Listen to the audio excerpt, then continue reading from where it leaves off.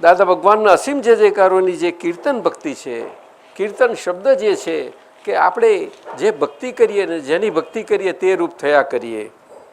કીર્તનનો જ મતલબ આ છે.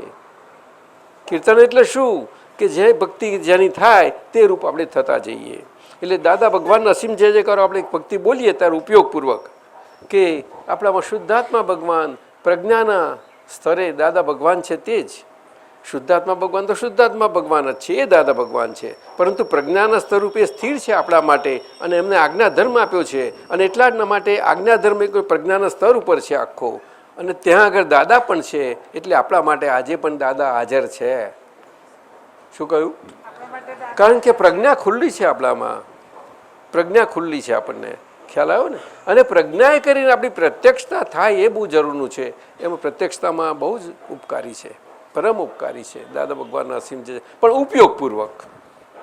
પણ ઉપયોગપૂર્વક જથ્થાબંધ ને જથ્થા સમયમાં તો ના બોલાય, એટલે પછી એ તો બરાબર છે, પણ એમાંય પણ ઘણા બધું ધોવાણ બહુ થઈ જાય.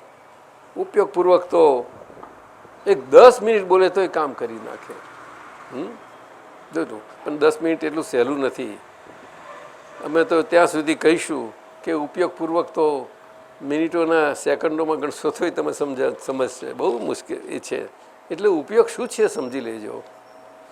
આપણા જીવનોમાં જેટલો ફ્રી ટાઈમ મળે ફ્રી ટાઈમમાં એની ગોઠવણી કરતા, અને જેને તેને જે ગોઠવાય છે એમ બધાને લાભ મળે જ છે, બધાને દરેકને મળે છે ઉપયોગ.